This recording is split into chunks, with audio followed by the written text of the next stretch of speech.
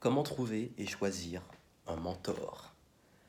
Vous cherchez un mentor, quelqu'un qui puisse être là pour vous aider sur votre projet, qui ait une expérience, qui soit une sorte de soutien, une personne qui soit comme une sorte de guide pour vous aider à prendre un raccourci vers la destination où vous voulez aller.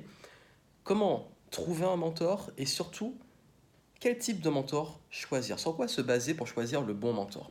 Je vais en parler ici parce que c'est un concept clé qu'on apprend beaucoup si on, que ce soit en entrepreneuriat ou peu importe le type de domaine où on veut évoluer, apprendre et devenir meilleur, atteindre un niveau d'excellence, il est essentiel et évident que on y arrive beaucoup plus vite avec quelqu'un qui a déjà une expérience et déjà la capacité à nous guider et nous emmener vers cette destination. Alors déjà, il faut comprendre une chose qui est une erreur que font beaucoup de personnes quand ils veulent justement trouver un mentor et qui veulent quelqu'un qui puisse être une sorte de tuteur qui les guide sur leur chemin, c'est de confondre mentor avec coach, avec formateur. J'avais déjà fait un podcast sur le sujet où j'expliquais la différence entre tout ça, mais je vous dis rapidement la différence. C'est que un, un coach, c'est quelqu'un qui plus vous aide à... Vous avez un objectif et il va vous aider à l'atteindre en travaillant, en levant peut-être des blocages ou en vous guidant sur le chemin. Mais en fait, pour moi, le coach, c'est plus celui qui est à côté de vous. Le coach, il est à côté et il fait avec vous. Et parfois, il vous dit aussi un peu quoi faire et il vous booste. Il vous donne en fait presque des coups de pied au cul. S'il fallait vraiment simplifier.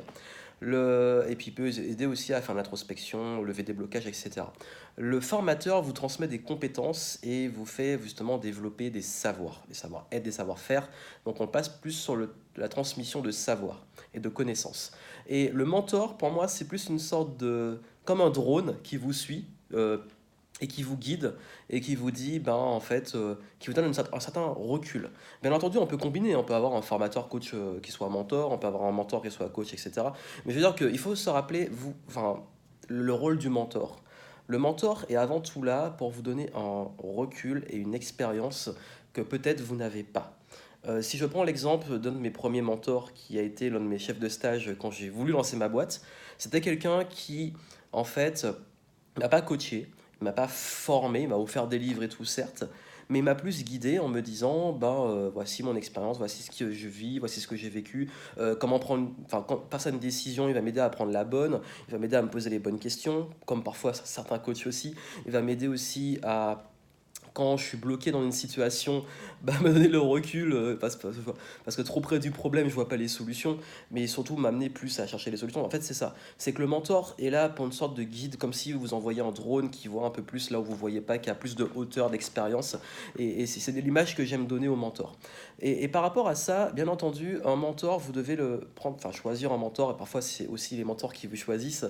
Je pense qu'il faut faire attention et éviter de tomber dans le gros piège que font beaucoup de personnes, qui est que quand ils cherchent un mentor, en fait, ils veulent quelqu'un juste qui les rassure. Et c'est pas le but du mentor. Le mentor n'est pas là pour vous dire ce que vous voulez entendre, il n'est pas là pour vous caresser dans le sens du poil, pas fort. Enfin, en tout cas, c'est pas censé être son rôle.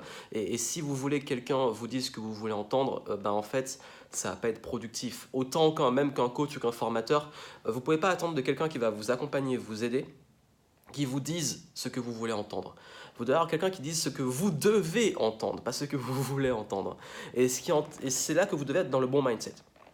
Trouver un bon mentor, c'est déjà vous que vous soyez quelqu'un qui soit dans un bon mindset d'apprentissage, d'humilité, de vouloir aussi prendre du recul, accepter parfois que les choses qu'on va vous dire vont pas forcément être agréables pour vous remettre en question, mais que c'est pour votre bien.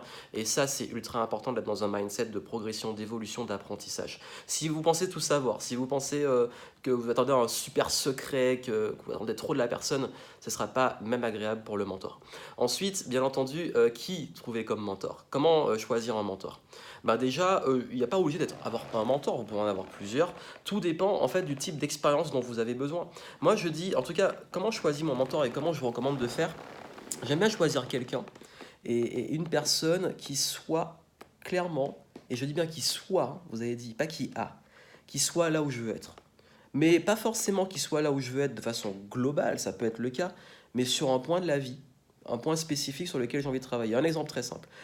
En tant qu'entrepreneur, On a besoin de compétences sur le business, sur la vente, sur le branding, sur les relations, sur le réseau, sur les partenariats, sur peut-être la scalabilité, etc. Et, et aussi sur la partie mindset, humain, gestion du temps et compagnie.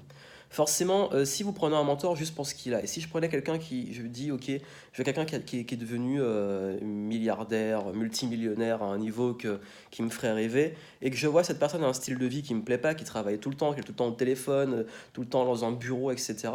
Ben, bon, c'est bien, il a des beaux résultats, il peut m'apporter des trucs dans le business, mais est-ce qu'il incarne vraiment ce que j'ai envie de devenir? Et je pense que c'est important que vous ayez un mentor qui, en termes de valeur, de lifestyle, de en fait, qu'est-ce qu'il incarne? Qu'est-ce qu'il est? Qui il est plus? Ou qui elle est? Ça peut être un ou une mentor, bien entendu. Et ça, c'est important. C'est pas qu'est-ce que ce mentor a, c'est plus qui il est. Et même pas ce que le mentor fait, c'est qui il est. D'où l'intérêt de vous prendre quelqu'un qui est aligné avec vos valeurs, avec votre vision, et là où vous voulez aller, et puis qui est quelqu'un qui peut être aussi, bah ça peut être, vous pouvez avoir un mentor dans le marketing, comme un mentor dans le, je sais pas, dans le sport, ou quelqu'un qui fait les deux, mais le tout, c'est d'être au clair sur vos attentes aussi. Qu'est-ce que vous attendez de la personne? Si vous n'êtes pas au clair, bah parfois, certains viennent me dire, j'aimerais que tu sois mon mentor. Bon, ok, super, bah oui, mais et enfin, tu veux aller où? Qu'est-ce que tu veux savoir? Qu'est-ce que tu attends de moi, etc. C'est ça qui est important, c'est que il faut comprendre que si vous n'êtes pas au clair, ben, ça va être compliqué. Donc, où vous voulez aller? Qu'est-ce que vous voulez devenir en termes de personne? Qui vous voulez devenir en termes de personne? Et qui incarne ça en termes de personne? Et c'est là que vous allez trouver les meilleurs mentors. C'est pas juste dans les possessions, dans le avoir, c'est dans le être. Bien entendu, qu'il ait des résultats que vous voulez, etc. Mais pensez à ça, n'oubliez pas, qui est cette personne? Et pour finir, bien entendu, un mentor, vous pouvez avoir des mentors qui vous aident sur leur temps libre, vous pouvez avoir des mentors ça peut être aussi quelqu'un en qui vous investissez, mais n'oubliez pas que respectez la valeur du mentor. Respectez la valeur de ses connaissances, de ses savoirs, du temps qui vous consacre. Et si c'est payant, respectez ça. Il y a des mentors aussi qui font du mentoring de façon payante. Respectez ça. Parce que si vous ne respectez pas, vous êtes sûr que la personne ne voudra pas bosser avec vous. Et je pense que la meilleure façon d'approcher un mentor, d'avoir un mentor, c'est d'avoir cette démarche de comprendre que vous devez vous investir et vous devez investir pour que cette personne investisse en vous. Donc voilà ce que je voulais vous dire, et puis soyez sûr aussi que quelqu'un, voilà, comme je l'ai dit, qui n'est pas là pour vous dire ce que vous voulez entendre, mais quelqu'un qui est vraiment honnête avec vous et qui va vous guider de façon concrète. Et ça fera toute la différence. Et dites-moi en commentaire, vous, qui sont vos mentors, quel est votre mentor ou qui sont vos mentors, et comment vous les choisissez. À très bientôt.